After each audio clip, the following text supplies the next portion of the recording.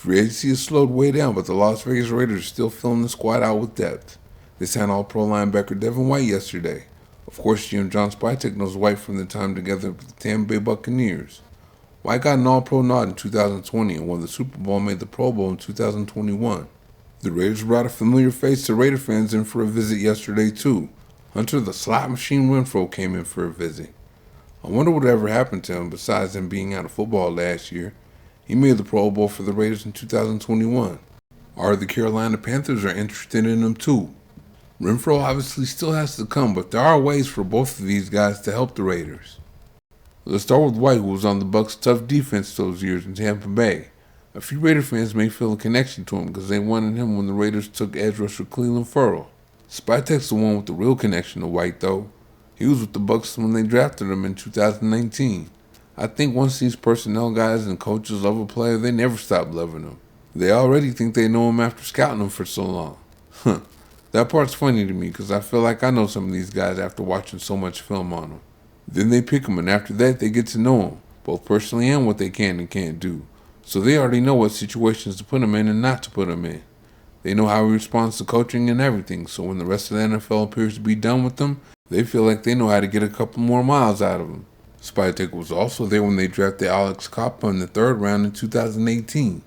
He played well for them, but not so well with the Cincinnati Bengals last year. So it isn't just White, it's Coppa too. Spytek's trying to squeeze a couple more miles out of him. What Spytek should be and probably is trying to get out of him is splash plays. You know, sacks, tackles for a loss, that's what he's good at, especially sacks. He had a year where he racked up 9 sacks. He's an excellent pass rusher when he blitzes, and he shoots gaps well against the run too. That doesn't mean he's good at defending against the run though. His coverage has improved a lot since his early days in the NFL too, but he's not a shutdown coverage linebacker either. He's definitely a depth signing, and he could be a really good one, especially if they use him right, like I think they will.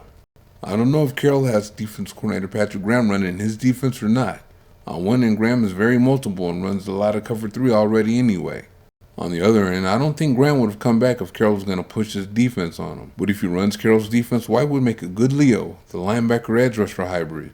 If that isn't the scheme they're running, he could be a linebacker and edge rusher. I especially like the depth he brings at the edge. White, Max Crosby, Malcolm Kuntz, and Tyree Wilson can come in waves off that edge. No, Renfro, who came in for a visit, is a total unknown at this point after he didn't play last season. He should have all the skills intact though, because he's only 29 years old and coming off a year off. He was a 5th round pick of the Raiders in 2019, and after a couple of years of flashing, he truly broke out in 2021. He's year 3. Renfro caught 103 passes that year for 1,038 yards for his first 1,000-yard season. He was clutch too. Anytime then quarterback Derek Carr needed something, he went to Renfro and he came through for him. He was a big part of why the Raiders were able to come down the home stretch strong in 2021 and make the playoffs. Renfro got the nod for the Pro Bowl that year too and appeared to be on his way to a solid career, but things went downhill for him quickly after that.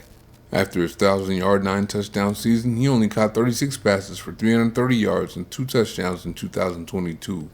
Then in 2023, he only caught 25 passes for 255 yards and no touchdowns. His production dropped so much because things changed on him. What changed? First of all, Gruden had to step down, get fired, whatever you want to call it. Then Josh McDaniels comes in with this system, and he wants the system, not players, to play football. When Gruden was here, he had issues with how Renfro runs his routes, and he didn't get a lot of run at first. Then he saw Renfro can win his individual matchup and get open, and he adjusted to him. He just told him to make sure he got to the spot he was supposed to get on time, and he can run his routes his way. Gruden even let him make up a couple of routes. Hence we have the China route. When McDaniels got here, he didn't allow any freelancing at all. In his system, you have to run your routes exactly the way they say. It's not about your ability to win individually. You're using the routes the other receivers are running to get open. If you go off your path, you'll run into another receiver like Renfro and Adams did in Kansas City in 2022. It cost him the game and everything. Remember when Chad Johnson tried to play for the New England Patriots? It didn't work out for him for that very same reason. You gotta run cookie cutter routes in that system.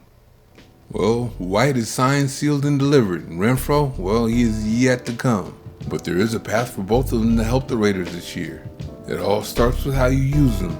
With White, I'd take his versatility and use it.